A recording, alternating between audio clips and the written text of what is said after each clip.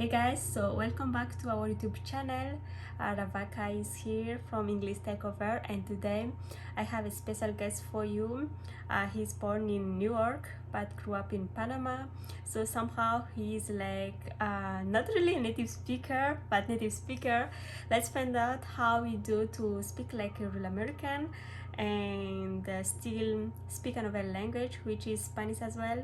So let's do that. Okay, so let's dive into it.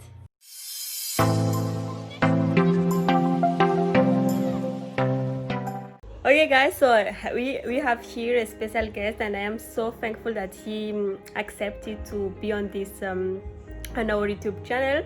So I'm gonna keep my boundaries, so you won't see him on the camera, but you're gonna hear his voice, and his name is Scott Leonard.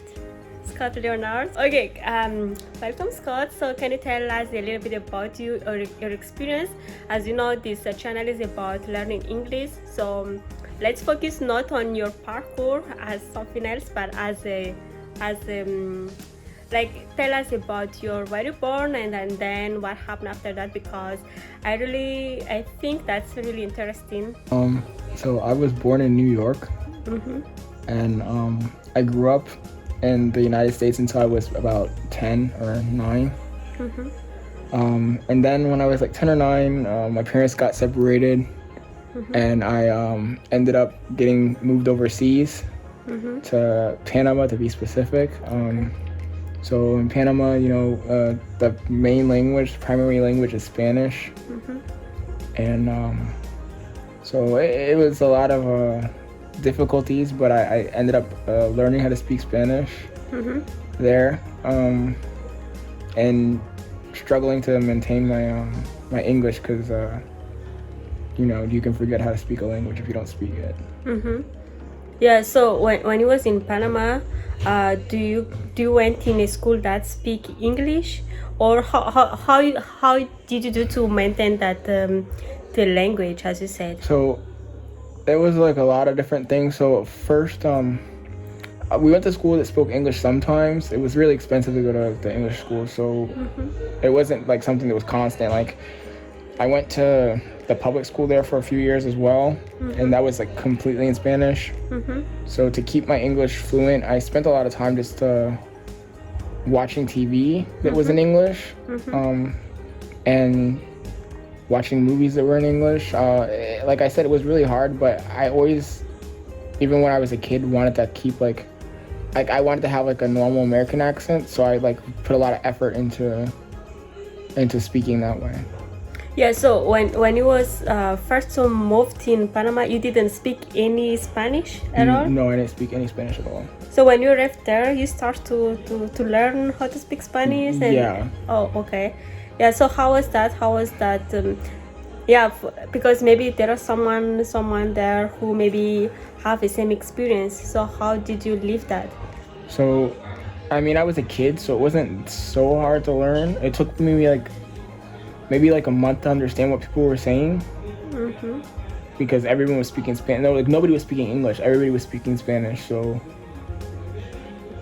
I'm even like saying a month. Maybe it was more than a month. Maybe it was like 3 months, but it felt like a month because you're a kid, so you can't really tell how much time is going by. But I do remember that eventually, like I would hear people talking, like the grown-ups talking, and I could understand what they were saying, and then they'd be like, "Oh, I think they understand now." And at first, I could only like I couldn't speak any Spanish, but I could like understand what they were saying. And then eventually I was able to speak it, and then I was able to write it. Writing was the last thing I learned. Yeah, but did you had a course about Spanish? Not really. I went to school and was in Spanish, but I literally didn't understand anything at all that was going on in school.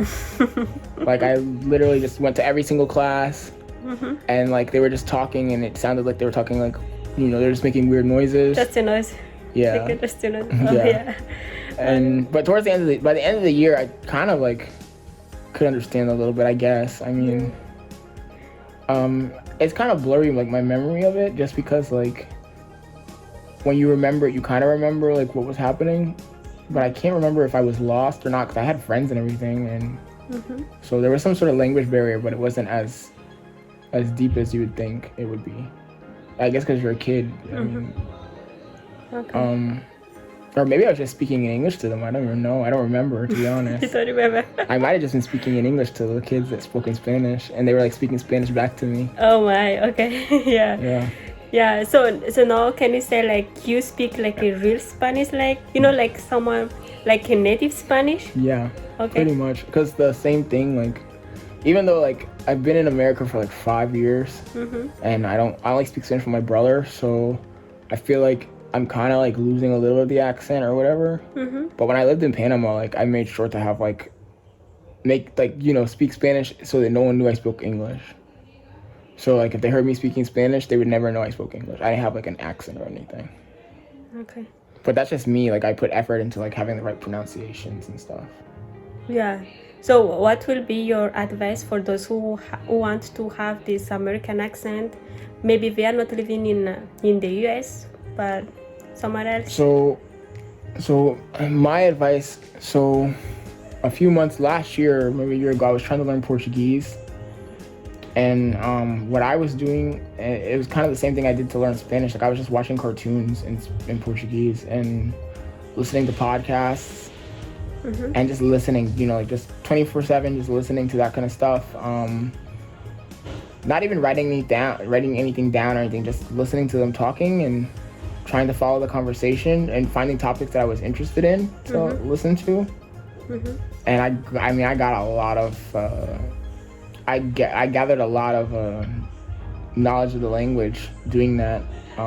Unfortunately, with work and everything, I kind of stopped doing that. I probably should continue, but I just got sidetracked. Okay, cool.